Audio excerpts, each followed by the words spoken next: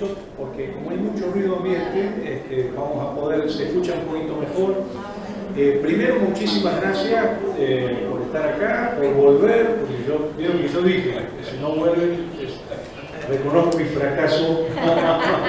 Predictivo.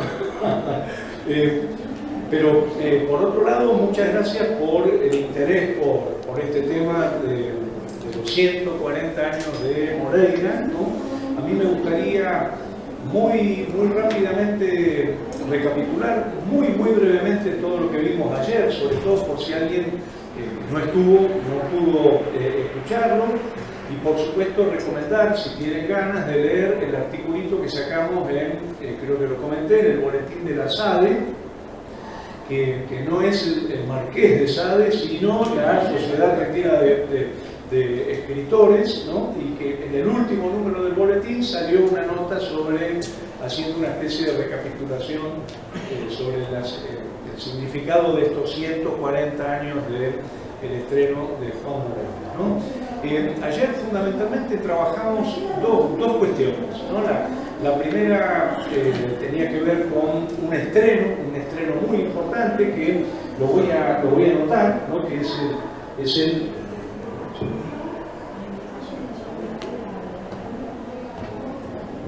el estreno de Moreira, ¿no es cierto?, el 2 de julio de 1884, o sea que dentro de poquito se cumplen los 140 años. Esto es en el Teatro Politeama Argentino, que fue, digamos, el edificio original estaba en Paraná y Corrientes, ¿no? Cuando Corrientes todavía era angosta. Quiero aclarar que hoy otra vez está el Politeama, porque vieron que hicieron un edificio gigantesco y hay una sala teatral dentro del edificio, pero con un formato muy diferente de la sala histórica, ¿no?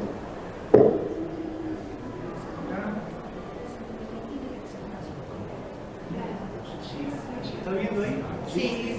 Buenísimo, que voy a achicar un poquito la letra. Se deja.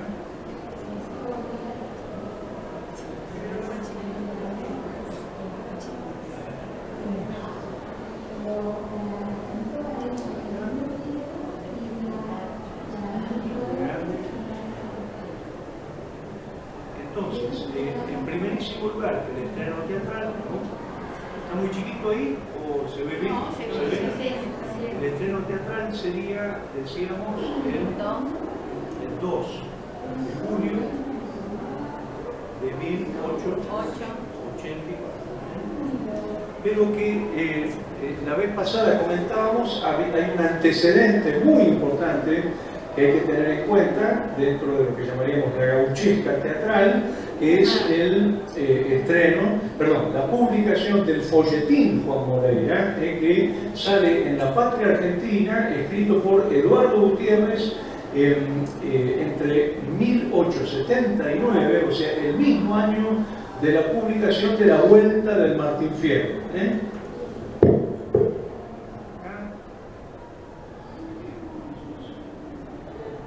Eduardo Gutiérrez, el folletín en La Patria Argentina. La Patria Argentina, 1879, 1880.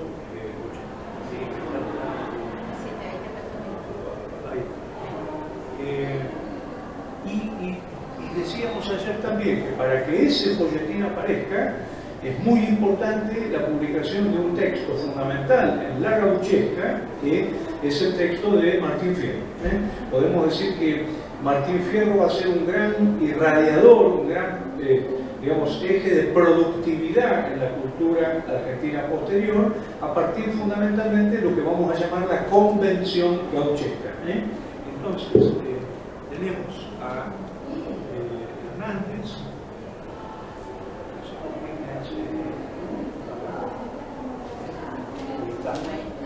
digamos, José Hernández. Disculpen, pero a veces vieron los teclados son medio misteriosos.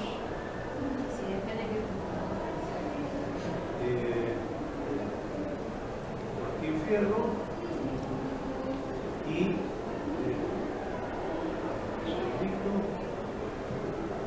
tenemos Martín Fierro, ¿no?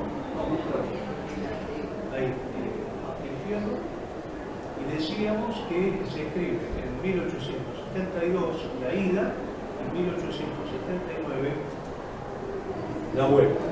Y lo que planteamos ayer era que todos estos textos, el teatro, la poesía, la novela, participan de la misma convención, que es lo que se llama históricamente la convención gauchesca, que enseguida voy a recapitular.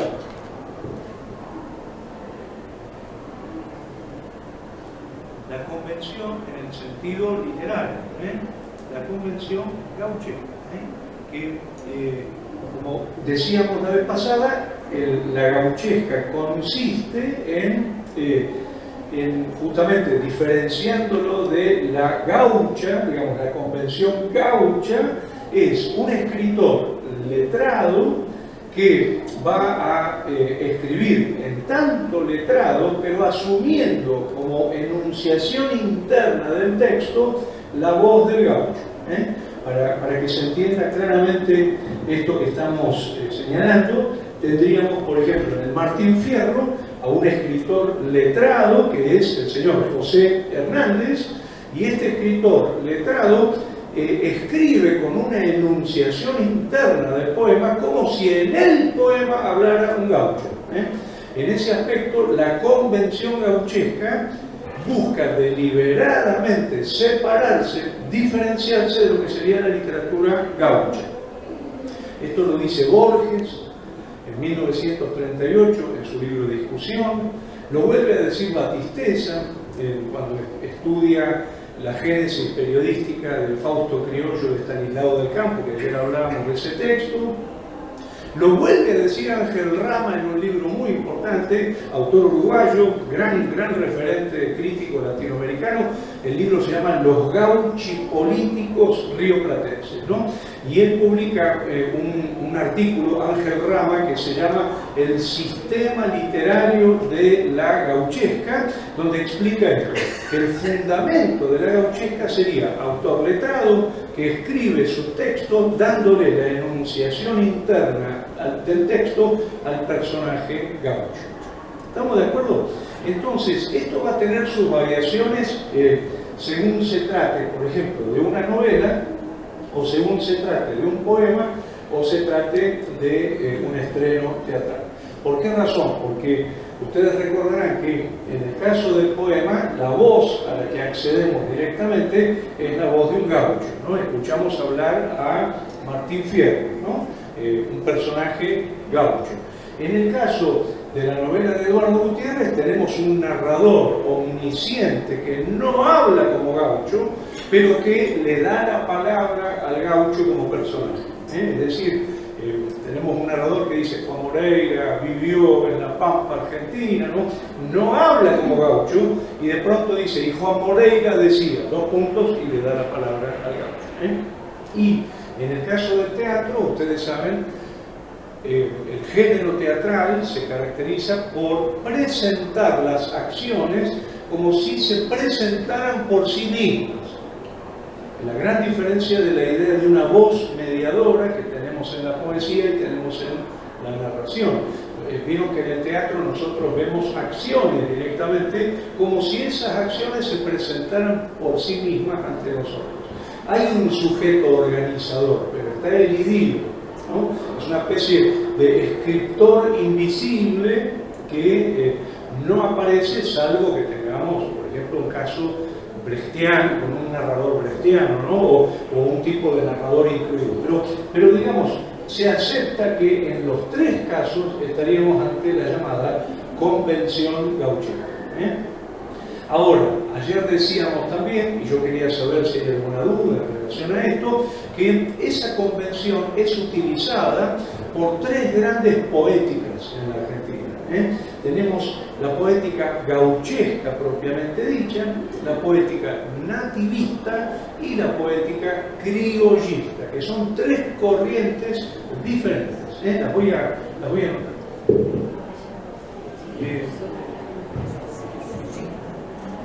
Entonces,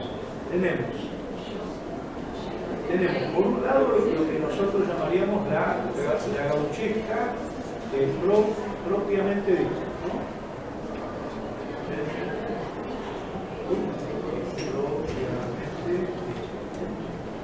Luego tendríamos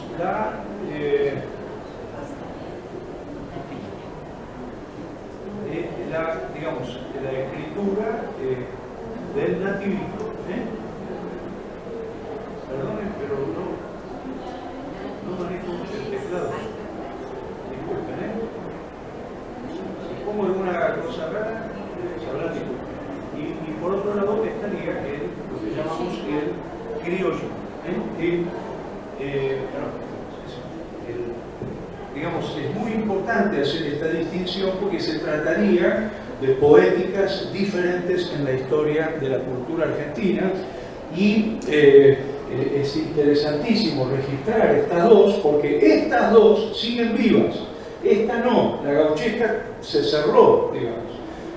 Pero tanto el nativismo como el criollismo siguen vivos hasta el día de hoy. Nosotros le vamos a llamar gauchesca propiamente dicha a una literatura, teatro, poesía, novela, que hable de un referente que está vivo y que asuma una actitud de alegato en la defensa o en la denuncia de los intereses de ese sector social. El mejor ejemplo de gauchesca podríamos darlo en el Martín Fierro. ¿Se acuerdan que ayer decíamos?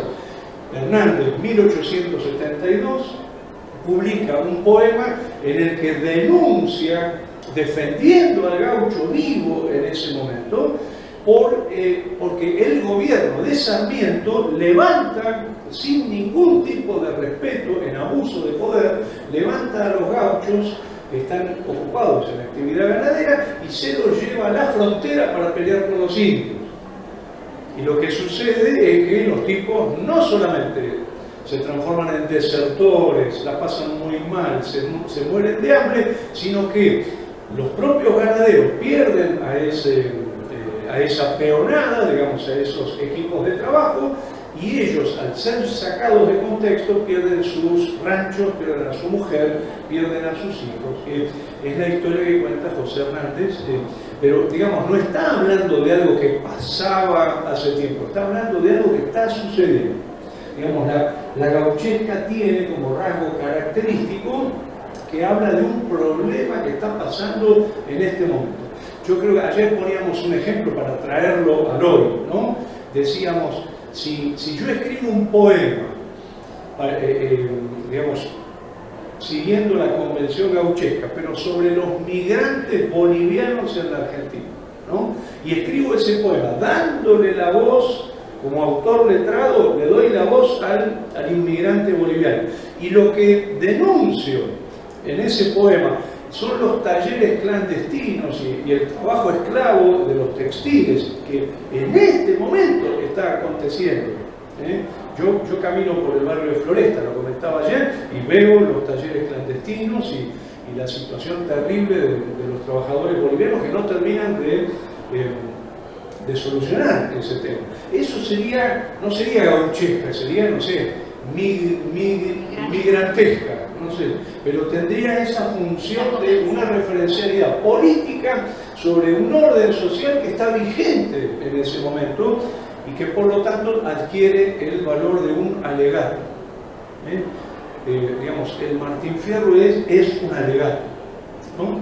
En cambio, el nativismo va a utilizar la convención gauchesca, esta cosa del letrado que le da la voz al gaucho, pero la va a utilizar para una suerte de, diríamos, tradicionalismo idealizante que construye una imagen utópica, armoniosa de la sociedad rural. Por ejemplo, ayer yo mencionaba una obrita de Martiniano Leguizamón que se llama Del tiempo viejo, que es una fiesta que se organiza en la casa del patrón, a la que vienen con toda felicidad los peones, y los peones le agradecen al patrón por lo bueno que es, el patrón le agradece a los peones por cómo trabajan en su estancia, y bailan todos juntos. No sé si lo entienden. El nativismo tiene una función utópica abuenada de qué armonía social vivimos en el campo, ¿no? Por otro lado, el nativismo ya empieza a tomar al gaucho no como figura real, concreta, existente, sino como una construcción tradicionalista idealizada. Es decir, comienza ya en el siglo XIX la identificación del gaucho con la identidad nacional. Esto lo podemos encontrar en una cantidad enorme de textos, pero muy especialmente en un texto que va a canonizar esta idea, que es del Payador de Leopoldo Lugones, que reúne las conferencias que da Lugones para la canonización del gaucho como identidad nacional de la Argentina. Ahora, lo que decíamos ayer es el gaucho ya está muerto, el gaucho ya no existe. Entonces, por eso decimos tradicionalismo. El gaucho deja de ser una figura real para pasar a ser una figura de la tradición. A diferencia del nativismo, el criollismo va a plantear un tradicionalismo idealizante, pero que registra el conflicto, que registra situaciones de conflictividad. Más que utopía nativista, es distopía social. Y lo que va a plantear es que esa distopía social no está pasando ahora, sino que es metáfora de otros conflictos vigentes en la sociedad contemporánea. Se termina, digamos, podemos ponerle verdaderamente un fin a la gauchesca, por lo menos yo creo que el Martín Fierro cierra la gauchesca en 1879, pero continúa la literatura nativista y continúa la literatura criollista hasta el día de hoy. En la Argentina se sigue, ayer hablábamos de Bransen, ¿no? Y hablábamos de las prácticas, por ejemplo, nativistas, de los centros nativistas o de los centros criollistas en todo el país, ¿no? Bueno, eso decíamos por un lado. Y por otro lado, ayer planteamos la idea de, si vamos a hablar de una gauchesca, necesitamos volver a la palabra gaucho. Y decíamos que la palabra gaucho no hay que entenderla en una sola dirección, de una manera unívoca, sino que la tenemos que entender como un módulo dinámico que va cambiando en los usos del lenguaje.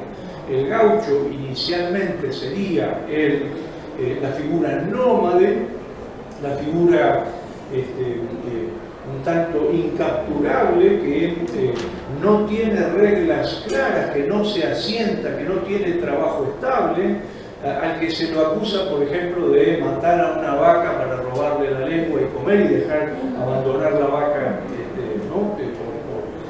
Porque ya comió, digamos, pero esa palabra va mutando y en un determinado momento empieza a ser utilizada como sinónimo de habitante rural. Y lo importante es que no solo nombra al peón, sino también nombra al patrón. Es decir, todo habitante rural pasa a ser designado con la palabra gaucho. Entonces nosotros tenemos que poder entender la palabra gaucho en esa complejidad. Porque si nos quedamos con la vieja definición, que sería un tipo social nómade, que no acepta reglas, que anda de un lado para el otro, que no se asienta, que no trabaja de manera estable, esa es la primera definición, pero luego la palabra muta. Es muy interesante esta idea de la transformación léxica de la palabra gaucho. Entonces, yo pregunto, ¿hay alguna duda hasta acá? Más o menos está todo claro. Digamos, si hay alguna pregunta, dale Jorge. Jorge, ¿en qué lugar estaría una novela como Don Segundo Sombra? Bueno, en relación con la segunda parte del Martín Fierro. A ver, me pregunta por Don Segundo Sombra, ¿no? Que ustedes saben, es una novela de 1926, es una novela de autor letrado, además una magnífica escritura, realmente, yo creo una de las grandes novelas argentinas. Argentina, aunque yo me quedo con el Moreira, ¿no? de Eduardo Gutiérrez. Pero desde mi punto de vista, entraría dentro de lo que llamaríamos el criollismo. Es una tensión un poquito, por momentos no resuelta, entre el criollismo y nativismo. Y fíjense, ya desde el nombre mismo, Don Segundo Sombra, hay un reconocimiento de la muerte del gaucho. Es decir, ya lo que queda es la sombra del gaucho. Esto ya no sería el gaucho en el sentido original. Y por otro lado, digamos, lo que hace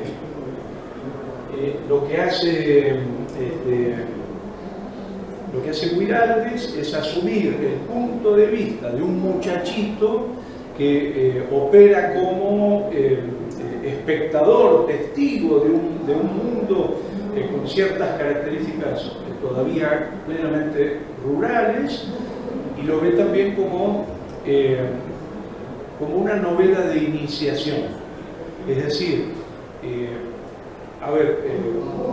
lo que hace Guiraldes es iniciar a este muchachito en una suerte de credo espiritual vinculado con la tradición del gaucho, pero que sabiendo que ya no existe. Es como si pudiéramos hablar de un criollismo espiritualizante donde se lo declara muerto al gaucho, se lo declara sombra, como algo que queda de un pasado, ¿no? Reabsorbido por la tradición, pero que constituye un legado espiritual respecto de cómo relacionarse con el mundo. Por eso hay algo muy interesante que dice Borges. Borges dice, el Martín Fierro es un alegato, Don Segundo Sombra es una declaración espiritual de un credo. Una suerte de espiritualismo basado en el legado, en la enseñanza de los gauchos. Por eso es muy importante tener en cuenta todo esto, porque digamos, las transformaciones que heredamos de lo que sería la vida rural en la Argentina, digamos, en estas dos modalidades tendrían vigencia hasta el día de hoy. Por ejemplo, ahí voy, pero hay una ópera que se hace acá, no sé si alguien la vio, la ópera Pampa. ¿Alguien la vio? Bueno, es un típico espectáculo nativista, con todos los elementos de la celebración idealizante, ¿no? En el caso de Guiraldes yo lo identificaría más con el criollismo, aunque hay algún elemento abuenado respecto de la visión, digamos, armónica sobre el trabajo, por ejemplo, en las relaciones de poder, ¿no? Por eso hay algunos críticos en el año 26 que cuando leen el Don Segundo Sombra dicen, es la gauchesca, pero vista desde la mirada del patrón. El gaucho manso. En realidad el gaucho ya técnicamente no existe más. El término, lo que llamaríamos el gaucho ya no existe, ¿no? Perdóname. No, lo único que quería comentar sí. es el tema del concepto gaucho. Sí. Cada vez es más positivo. Por ejemplo, ahora ser gaucho o hacer una gauchada es Sí. positivo. Exacto, sí. La palabra se va cargando léxicamente de muchos componentes, pero también tenemos, por ejemplo, la figura del gaucho malo, ¿no? De la que habla ya Sarmiento, por ejemplo, ¿no? Pero es muy cierto lo que vos decís, hay una positivización que es esto de la gauchada o ser muy gaucho, ¿no? Ahora, si uno lo rastrea, es un campo muy amplio, digamos, que también incluiría elementos de composición negativa. Ayer decíamos que cuando nosotros identificamos al gaucho peleando contra el inglés en las invasiones inglesas, o peleando contra el español en la independencia, o peleando contra el indio, aparece un campo de positivización del gaucho según la mirada tradicional. Ahora, cuando el gaucho entra a discutir cuestiones de poder, ya empieza a aparecer una mirada negativa. Si, digamos, cuando empieza a discutir estructuras de poder internas, no de relación externa. Por eso decíamos, el nativismo, por ejemplo, reconoce pelear con el indio, pelear con el inglés, pelear con el español o pelear con el diablo, Santos Vega, ¿no? Ahora el criollismo no, el criollismo reconoce pelearse con el patrón, pelearse con otro gaucho, ¿no? Los cuentos de Borges, no sé si se acuerdan, por ejemplo, cuentos como El Sur o El Fin, ¿no? Es decir, esos cuentos donde Borges reescribe el Martín Fierro, ¿no? Entonces, lo que me gustaría poner el acento hoy es que el texto teatral de Juan Moreira y el folletín van a poner en primer plano una construcción sobre la que después se van a ir dando muchas variantes. Y lo que empieza a aparecer frente a esas variantes es la posibilidad de pensar a Moreira en un sentido positivo o en un sentido negativo. Por ejemplo, en un sentido positivo, lo lee un autor uruguayo también, como es Vicente Rossi. Vicente Rossi va a escribir una historia del teatro argentino, en realidad él habla del Teatro Nacional Rioplatense, ¿no? Es un tipo muy interesante. La Biblioteca Nacional acaba de publicar los folletos lenguaraces de Vicente Rossi, ahora lo voy a escribir el nombre si les parece, y hay una positivización enorme de la imagen de Moreira. En cambio, un hombre como Manuel Gálvez, en un libro que digamos, tiene que ver con el centenario, va a utilizar el mito de Moreira como la declaración de lo peor que tiene la Argentina. Si me permiten, les voy a leer el fragmento, que lo tengo por acá.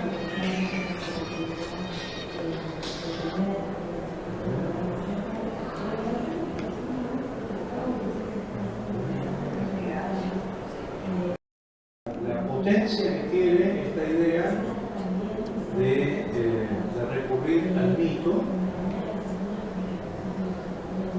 para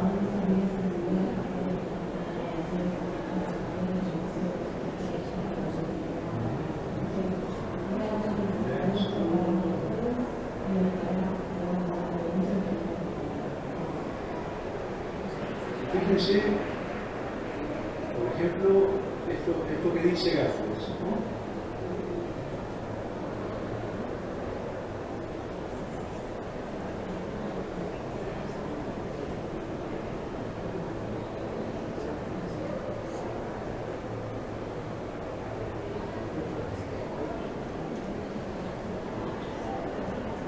Bien.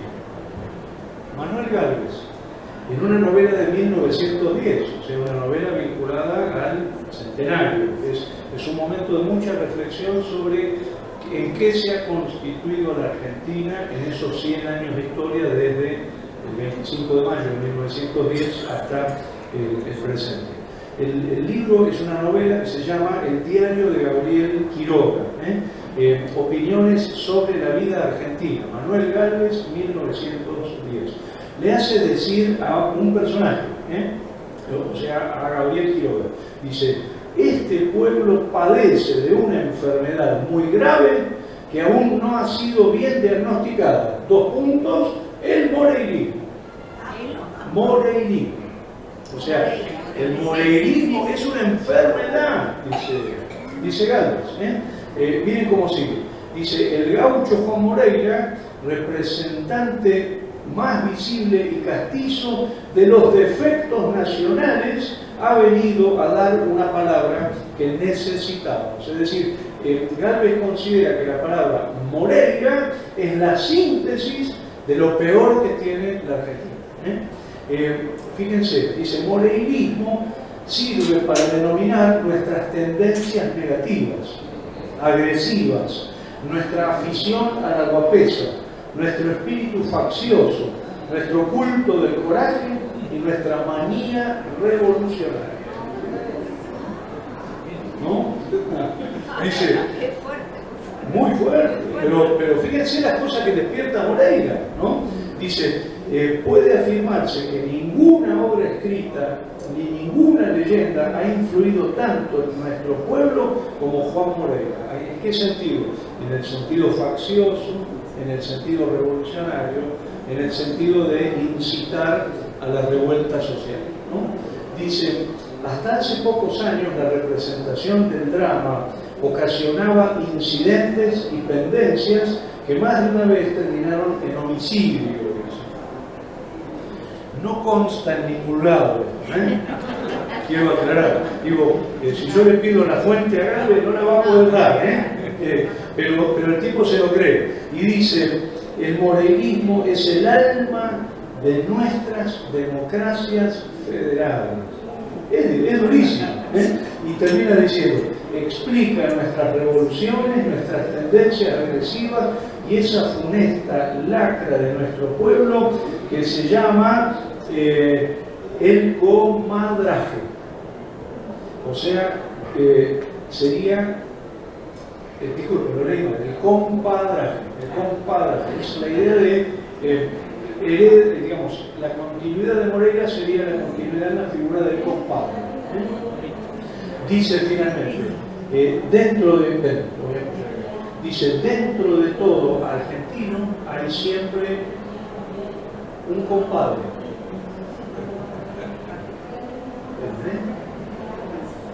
Sí, ahí. Dentro de todo argentino hay siempre un compadre, un Juan Moreira, así como dentro de todo español hay siempre un Quijote. O sea que Juan Moreira sería la síntesis del espíritu nacional, pero encarnando lo peor de la Argentina, ¿no? Sí. En realidad, más que compadre, que trae una figura afectiva, sería el compadrito. El compadrito, claro. Yo creo que él lo dice en ese sentido, claro, lo está pensando en relación al compadrito. Ahora, a mí me gustaría preguntarnos un poquito de dónde viene esto, ¿no? Porque hay algo interesantísimo que es ¿por qué llegamos hasta acá? O sea, ¿por qué de golpe se transforma, digamos, un mito como es el de Moreira, se transforma, por ejemplo, para algunos autores, la referencia muy importante, se transforma en la encarnación de todos los males de la Argentina. Exacto, ¿por qué? ¿Por qué? Y si nosotros, ayer adelantamos un poquito, si nosotros vamos a la novela, y especialmente, por una cuestión de tiempo, nos detenemos un poquito en la obra teatral, digamos, ¿en qué consiste el mito de Moreira? ¿No? Vayamos al acto fundacional del mito, porque como decíamos ayer, está basado en una vida real, ¿no? Existió un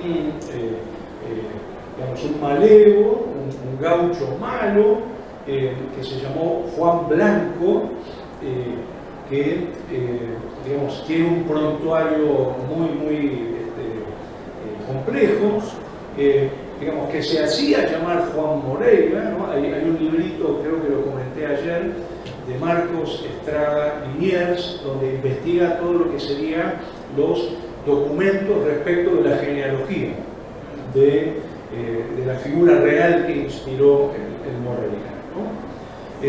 Sabemos que este hombre trabajaba como guardaespaldas, trabajaba como asesino a sueldo, trabajaba protegiendo a determinados políticos, como ¿cómo se llama? Guardaespaldas, por ejemplo, que es algo que va a rescatar de manera muy clara Leonardo Fabio en su película. Ustedes recordarán, no sé si vieron la película de Fabio, una maravilla la película. Fabio va a rescatar esa zona más, llamémosle, oscura de Moreira, ¿no? Que no aparece, esto es importante señalarlo, no aparece en la novela. Lo que nosotros vamos a tener en la novela es la transformación del personaje real, histórico, de Juan Moreira en un héroe romántico. Es un típico héroe romántico inspirado en los grandes héroes románticos de los folletines europeos. Por ejemplo, Robin Hood, ¿no? Pero con una característica muy singular, y es que va a ser caracterizado en su primera etapa como lo que nosotros llamaríamos un personaje positivo en oposición a los personajes negativos. Esto es un procedimiento característico del melodrama, en una poética que aparece a finales del siglo XVIII y se consolida a principios del XIX, que es el melodrama, ¿no? El melodrama trabaja sobre la entelequia del bien en oposición a la entelequia del mal. El personaje positivo, inocente, que es pura bondad, que es la encarnación de los valores del bien, al que persigue un villano o grupo de villanos que son la hipóstasis del mal. Digamos, hay un principio muy interesante en el melodrama que desde mi punto de vista es un género bastante infantil, es bastante ingenuo, porque la idea es: yo me identifico con el bien porque yo tengo que ver con el personaje positivo, yo soy el personaje positivo, y el mal no tiene que ver conmigo, sino que está encarnado en otro que me persigue sistemáticamente.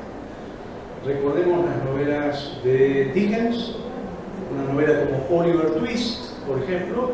Oliver Twist tiene esta capacidad de mantenerse impoluto, o sea, lo lleva la mafia londinense, lo hunden en el crimen, todo, y el tipo sigue siendo una figura intachable, ¿no? Y algo muy importante del melodrama es lo que se llama la coincidencia abusiva, que tiene que ver con esta voluntad de que el espectador se identifique y compadezca a la persona, ¿cómo se llama? El personaje positivo, ¿no? La coincidencia abusiva sería: al villano todo le sale bien, al personaje positivo todo le sale mal. Por ejemplo, no sé, la madre lo abandona en un canastito, ¿no? Y pone una carta dentro del canastito con el nombre del pibe, viene un viento y se lleva la carta, ¿no? O, no sé, está a punto de conocer su identidad noble y eso le salvaría la vida porque tiene un abuelo millonario y se interfiere algo que hace que no se llegue a encontrar con el abuelo millonario, ¿no? Digamos, esta idea de la entelequia del bien en contra de la entelequia del mal genera en nosotros un espíritu un tanto paranoico y muy infantil, que sería: yo soy el bien, el mundo es el mal y está en contra mío, ¿no? Ahora, Moreira empieza de esa manera y nosotros lo podemos identificar como tal.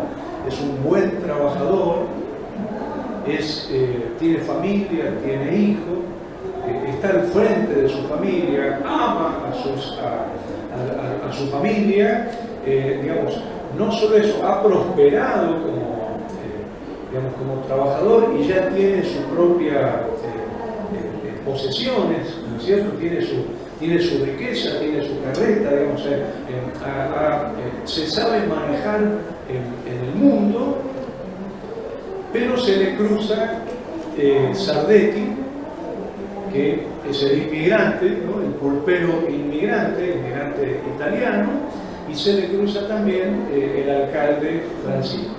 El alcalde Francisco, que representa el poder judicial y policial, las dos cosas unidas, porque ustedes saben que antes los juzgados cumplían esas dos funciones, los famosos juzgados de paz, y por otra parte lo que aparece es una historia de triángulo amoroso. Francisco quería casarse con Vicenta, Vicenta lo elige a Moreira y a partir de ese momento Francisco se transforma en el perseguidor de Moreira para vengarse por una cuestión amorosa, ¿no? Entonces, lo que nosotros tenemos inicialmente es lo que llamaríamos un melodrama. Así empieza la novela y así empieza la obra de teatro. Digamos, un hombre bueno traicionado por personajes negativos. Pero, frente a la traición, lo que hace Moreira es, digamos, ante la imposibilidad de solucionar el abuso de poder y ante la humillación social, porque hay un elemento muy importante y es que se lo expone en un cepo, ayer lo contábamos, es un cepo de cabeza, o sea, no es un cepo de lazo. Esto es muy importante porque el cepo de lazo es un cepo más leve, donde el personaje puede estar sentadito, puede estar, en cambio en el otro estás en una situación verdaderamente humillante en términos sociales y el alcalde Francisco lo expone. Entonces Moreira lo que decide es matar. Mata primero a Sardetti, lo mata en lo que se llama en términos criollos buena ley, ¿no? O sea, hay una ley consuetudinaria que dice, no está por escrito, pero es consuetudinaria que dice, digamos, hubo una pelea con reglas claras. Ustedes recordarán que, no sé si la recuerdan, pero por favor, si no han leído la novela o no han leído la obra teatral, las dos se pueden conseguir en la web, están en la biblioteca virtual Cervantes. No gasten un mango, pero si quieren comprarlo, acá debe haber varias ediciones, ¿no? Ahora, no sé si lo recuerdan, pero cuando viene Moreira a decirle a Sardetti en la pulpería, che, vos mentiste, yo te presté 10.000 pesos, no te hice firmar nada porque soy un hombre bueno y vos me hacés cobrar esta situación. El otro le dice, perdoname, pero no tengo plata, lo hice porque no tengo con qué pagarte. Y Moreira le dice, bueno, me vas a pagar ahora sí o sí. El otro le dice, bueno, me vas a tener que matar porque no tengo el dinero. Moreira le da un cuchillo, digamos, para poder pelear. O sea, aparece esta idea de la pelea entre iguales. No sé si está claro. Es decir, es más, el momento en el que Moreira lo mata a Sardetti es el momento inmediatamente posterior a que Sardetti le hace una herida en el pecho, como diciendo, yo ya no te voy a perdonar porque me acabas de herir, ¿no? Y Moreira dice una cosa muy fuerte que tiene mucho que ver con el cristianismo, porque quiero aclarar una cosa, es una tragedia cristiana. Ahora lo voy a retomar, es muy importante, no es una tragedia griega, es una tragedia cristiana. Enseguida lo quiero comentar, pero Moreira le dice a Sardetti, te voy a clavar 10 puñaladas para abrirte en el cuerpo, 10 bocas que cuenten lo que hiciste. Fíjense que es la misma imagen del Calvario de Jesús, que ustedes recordarán, tiene una herida de una de las lanzas que lo lastiman, y esa boca es la boca por la que habla Dios. Si no leyeron la Biblia, hay que ver la Biblia, está en la web también, no hace falta levantar su mango, pero digo, hay algo muy importante, ahí hay un intertexto bíblico. Moreira es Jesús. La imagen del Sagrado Corazón es el corazón herido. Exactamente, digamos, esa lastimadura. Yo no sé si recuerdan un cuadro muy bello de Bosco, que es la heptalogía de Jerónimo Bosch. Si ustedes miran ese cuadro, que en realidad es una mesa, es un ojo, ¿no? Es el ojo de Dios que nos está mirando, ¿no? Y en el centro del ojo está Cristo. Con una mano está señalando el cielo y con la otra mano está señalando la herida por la que habla Dios, ¿no? Nosotros todavía no hemos escrito un libro que hable de cómo la literatura argentina reelabora la Biblia como un palimpsesto. ¿Y por qué digo esto? Porque lo de Moreira es un martirologio. Esto es muy interesante, ¿no? Esta idea de los mártires de la Biblia, digamos, el gaucho como mártir, por supuesto no bíblico, pero en el que está resonando la matriz bíblica, el pattern, el molde bíblico. Bueno, ahora, la obra empieza como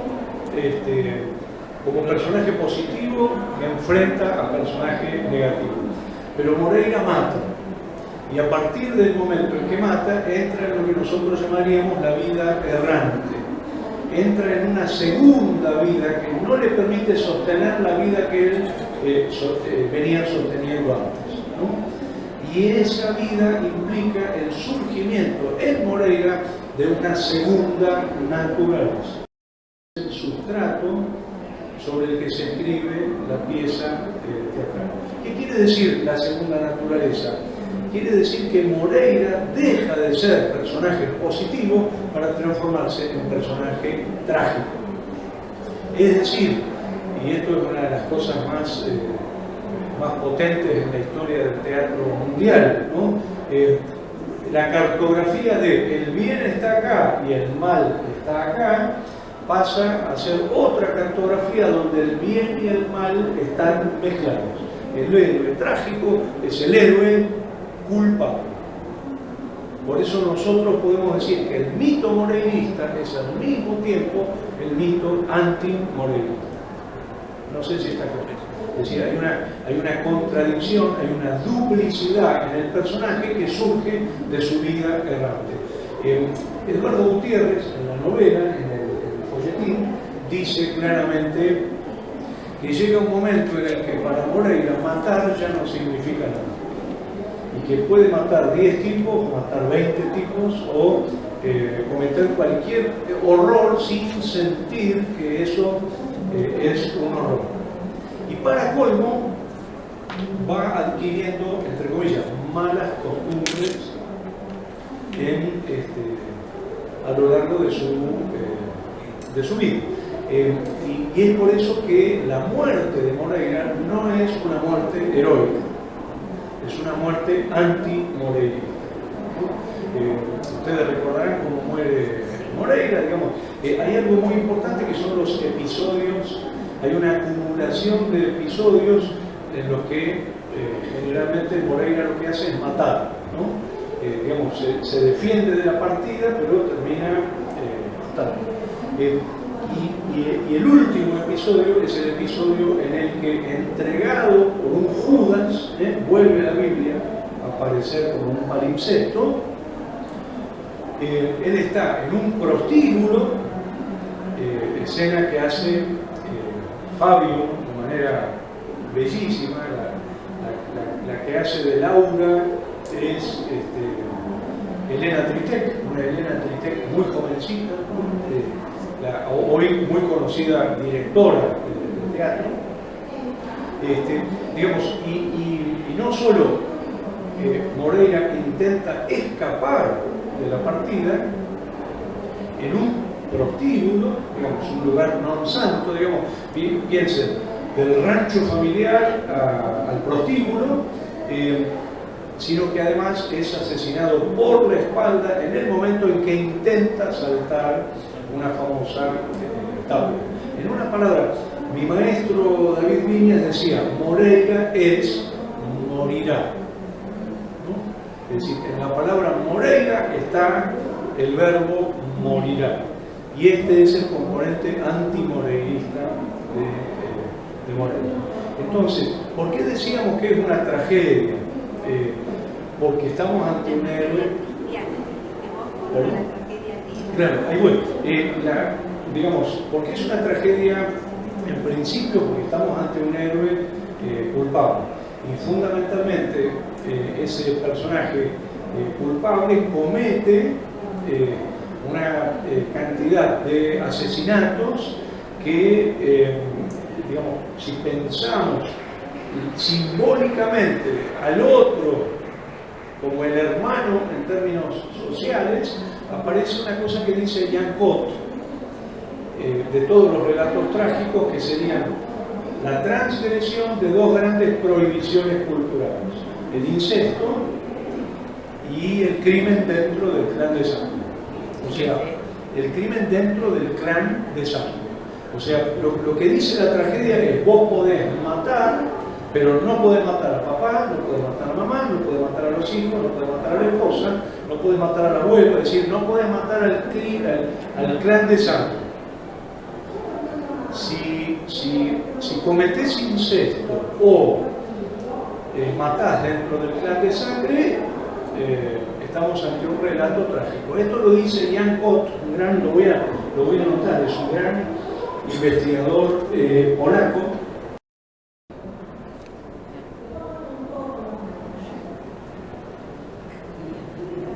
A veces lo escriben así, o si no también, según la edición. El libro se llama El manjar de los dioses. Ahora, en la historia de la tragedia tenemos etapas diferentes. Tenemos una etapa trágica, como es la de los griegos, Edipo, ¿cómo se llama? Antígona, los 7 contra Tebas, Filoctetes, ¿no? Los grandes mitos que aparecen en la tragedia griega. Y lo que tenemos ahí es una relación con dioses arbitrarios. Son dioses injustos. Son dioses atrabiliarios. Dioses que parecen seres humanos por sus pasiones y por sus caprichos. Yo no sé, por ejemplo, si ustedes recuerdan el caso de Filoctetes, ¿no? Que es un soldado griego que está yendo hacia Troya, baja en la isla de Lemnos para cargar agua y ¿cómo se llama? Víveres para ir hacia la guerra, y comete el error de violar un templo en el que no debería entrar. Eso implica faltarle el respeto al dios del templo. ¿Qué hace el dios? Le envía una serpiente gigante que le muerde un pie. A partir de ese momento, Filoctetes enferma. No solo tiene tremendos dolores, sino que además larga un olor espantoso, su pie lacerado por esta serpiente divina. Fíjense, para los griegos la enfermedad es una tragedia.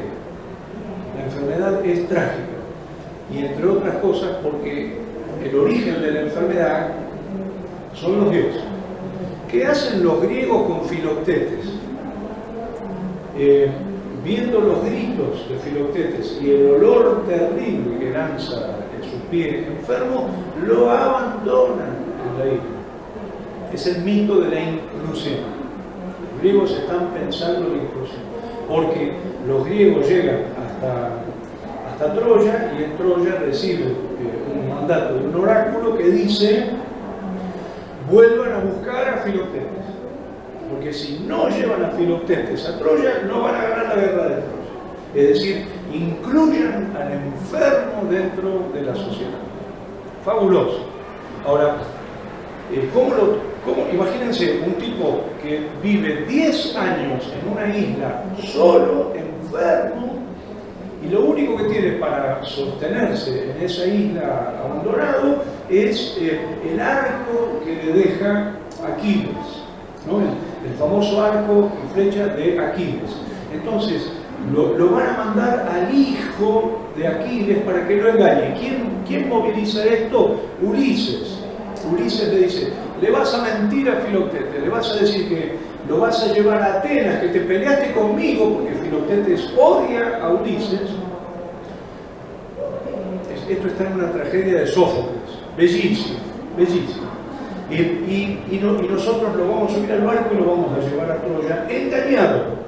Y le dice: Neoptólemo, que es hijo de Aquiles, que tiene la arete de Aquiles, le dice a Filoctetes: yo te estoy engañando y no aguanto más engañarte, te voy a decir la verdad. Cuando Filoctetes se entera, decide no acompañar a los griegos, y baja Heracles, el famoso Deus ex machina, y le da la orden a Filoctetes de ir para atrás. Pero ¿por qué estoy diciendo todo esto?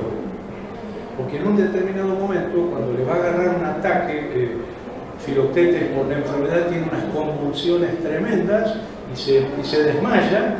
Entonces él le entrega el arco de Aquiles a Neoptólemo y le dice a Neoptólemo: cuando tengas el arco, no te vanaglories de tenerlo, porque vas a generar envidia en los dioses. O sea, te tenés que cuidar de los dioses como si fueran seres humanos. No sé si está claro. Fíjense la diferencia entre los dioses griegos y el Dios cristiano, judeo-cristiano, que es el Dios justo. Esta es la gran diferencia. Si hay Dios justo, si hay ley, digamos, las cosas cambian. Porque ya no tenemos el Dios atrabiliario, tenemos un Dios que va a condenar según te comportes, te hace conocer las reglas a través de ¿cómo se llama?, de la Biblia.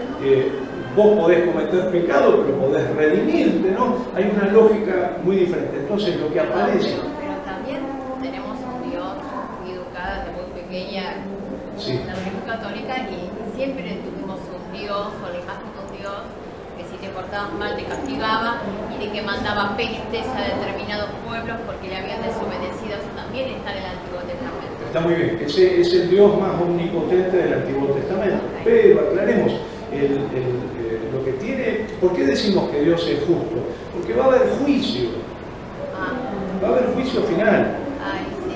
Es decir, hay reglas, y si vos te portaste bien vas a ser redimido por esa regla. Entonces,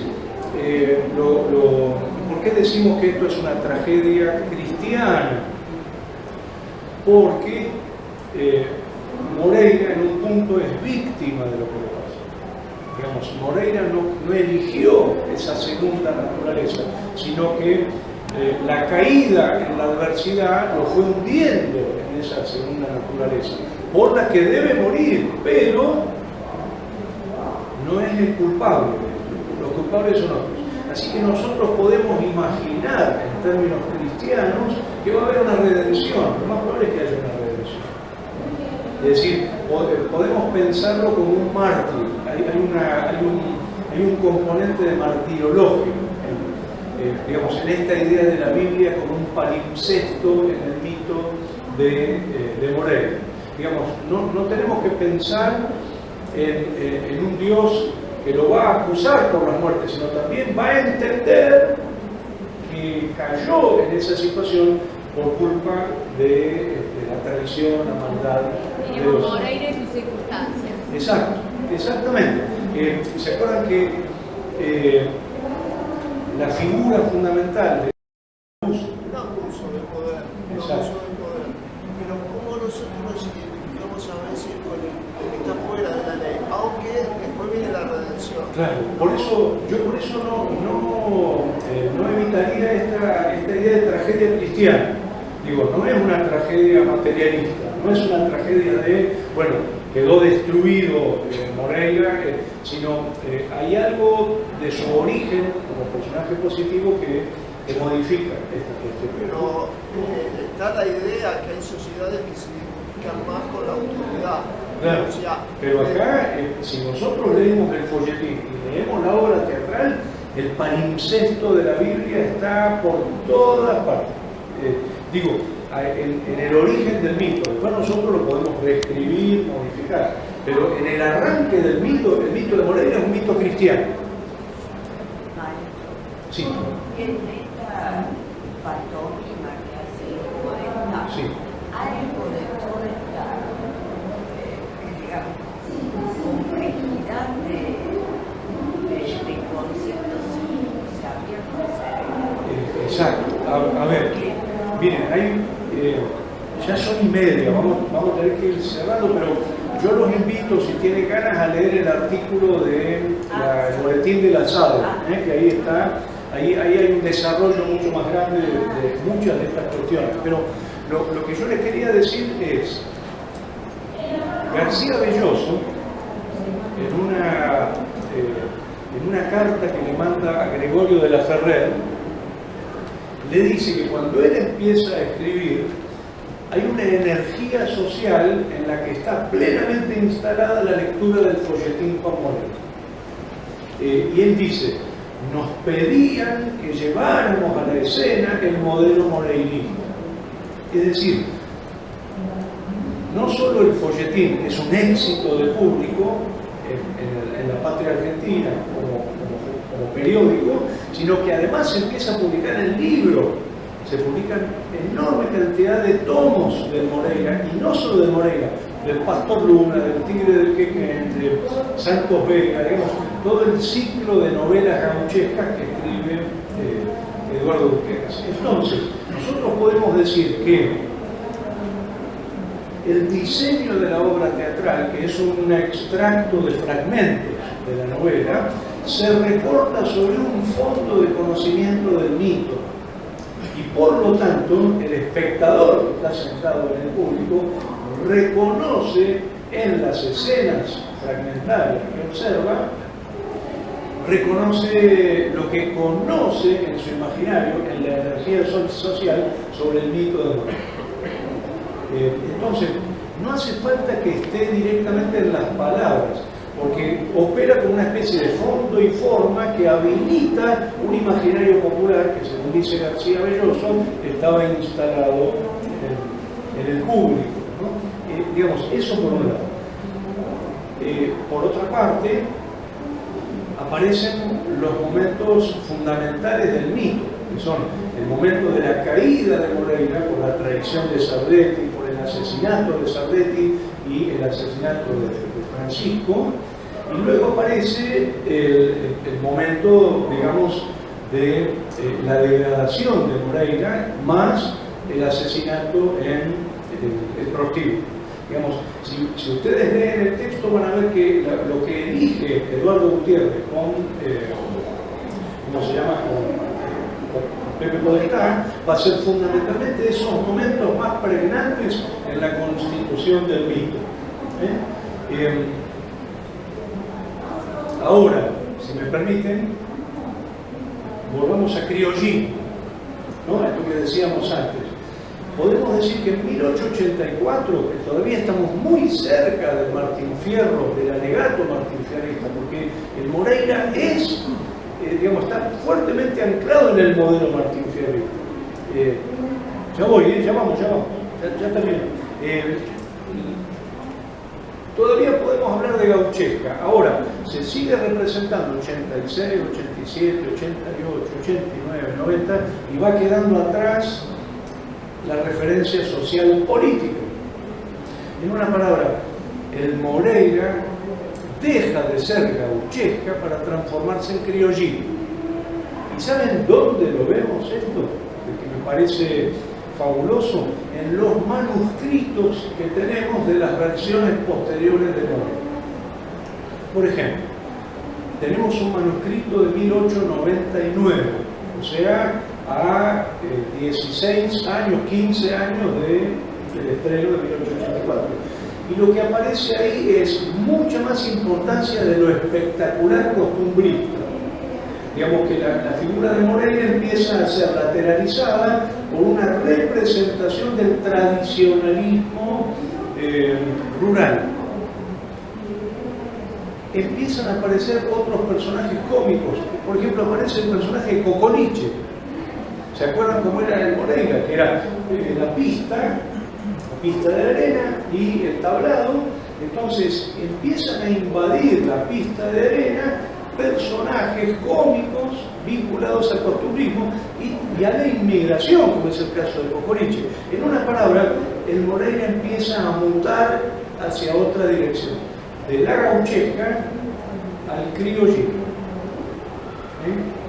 Y por supuesto eso va a ir atenuando cada vez más el componente, podríamos decir, centrado en la tragedia de Moreira, que empieza a ser cada vez valorizado más como una suerte de mártir de la cultura argentina.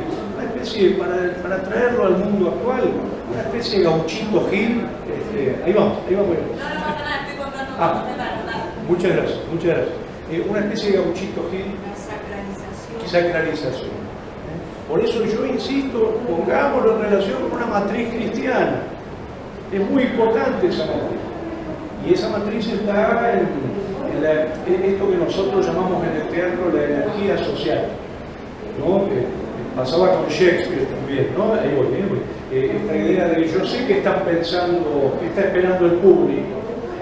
Lo mismo decía Lope de Vega, ¿no? En el famoso Arte Nuevo de hacer comedia, que dice, es justo que yo les dé el gusto de brindarles lo que ellos me piden, porque si pagan la entrada, ¿no? Entonces hay algo de un profundo conocimiento de una cosmovisión popular donde el palimpsesto de la Biblia es muy potente, ¿no? Perdóname. Te quería preguntar, ¿cómo describe Estrada la biografía de la Pampa a la gauchesca? A ver, lo repito. Hay un libro famosísimo que es La biografía de la Pampa de Ezequiel Martínez Estrada. Lo que va a plantear Ezequiel Martínez Estrada es fundamentalmente este mismo movimiento que plantea Galvez, ¿no? El pasaje del gaucho al suburbio y la transformación en el compadrito o el compadre, ¿no?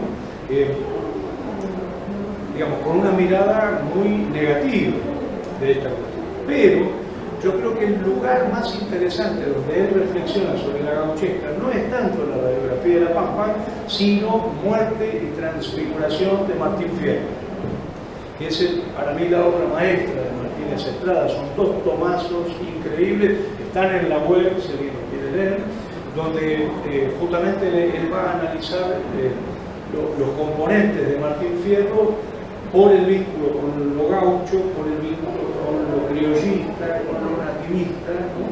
Y entre otras cosas hay muchas referencias al Moreira. Pero es Muerte y Transfiguración de Martín Fierro. Es el libro, para mí, la obra más importante que tiene la crítica literaria del siglo XX. Un libro increíble. Muy breve. Dos textos. La biografía de la Pampa vamos a nombrar. Sí. Restos pampeanos, Sí. de Horacio González. Sí. Y Civilización o Barbarie, la dicotomía que Sí. persiste. Sí. A ver, Restos pampeanos, ¿no? Me nombra el libro de Horacio González, ¿no? Yo un poquito lo que dije al principio está inspirado en ese libro. Cuando uno dice la patria es un conjunto de textos, ¿no? La patria es un conjunto de cuadros. Por ejemplo, yo el otro día fui al Museo Nacional de Bellas Artes, creo que lo comenté, ¿no? Ayer, creo. ¿No lo comenté? No. Y hay una muestra de Prilidiano Pueyrredón. Vayan a verla porque es... ¿Lo vieron? Impresionante. Bueno, pero también están todos los otros pintores, está De la Cárcova, está Eduardo Sívori, realmente el Museo Nacional de Bellas Artes es un tesoro increíble. Como también es el Museo Blanes. Estuve hace poquito en Montevideo, metido horas viendo, por ejemplo, el cuadro de Blanes de la fiebre amarilla, que es el primero que me encuentro. Entro al museo, ¡pum!, aparece el cuadro de Blanes, que yo lo había visto 1000 veces en reproducciones, y verlo en el aura de la pintura de Blanes fue muy fuerte, la verdad. Pero lo que quiero decir es un poquito esto. Hablar de Moreira es meterse en el corazón de la patria, entendido como la cultura entendida como una comunidad de sentido y de destino, ¿no? Eso es lo que propone González en Restos Pampeanos.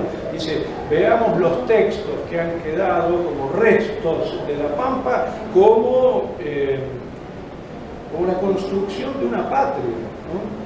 Lo mismo yo diría con la música, con la plástica, ¿no? A ver, lo voy a decir de una manera tonta, disculpen, pero a mí me encantan estas simplificaciones. En el Museo Nacional de Bellas Artes está la patria, ahí está la patria. Y yo personalmente creo que en estos textos también, y en estos mitos también. Bueno, eso por un lado. Y el otro, ¿cuál era? Perdóname que me olvidé, se me fue. No, la dicotomía. Civilización barbarie. Fíjense que el concepto de civilización barbarie en el Facundo es un concepto traslaticio. Por ejemplo, Europa es civilización, América es barbarie. Pero dentro de Europa, España es barbarie y Francia es civilización. Y dentro de América, Buenos Aires es civilización y el desierto es barbarie. Es decir, es un concepto trasladable. Podemos decir que buena parte de la historia de la cultura argentina consiste en resignificar esos términos, ¿no? Por ejemplo, Mansilla lo resignifica, Eduardo Gutiérrez también lo resignifica, porque, por ejemplo, él va a colocar la idea de civilización en la frontera de la provincia de Buenos Aires y va a colocar la idea de lo salvaje en el indio, por ejemplo. Este es otro tema que nos debemos, una historia de la representación de los pueblos originarios en la literatura argentina. No existe un solo libro de análisis de historia del teatro nacional que estudie cómo las representaciones de los aborígenes, no sé, de los pueblos originarios, de los pueblos indígenas en el teatro. Entonces, yo creo que la Moreira es la civilización. Y el juzgado de paz es la barbarie. Los indios son la barbarie. Y Moreira, en situación, como se dice, matrero, es la civilización comparado con los indios. O sea, vuelve a aparecer esta idea de un margen de definición permanente, ¿no? Pero bueno, como tenemos que terminar, yo quiero volver a agradecer la presencia de ustedes acá, volver a agradecer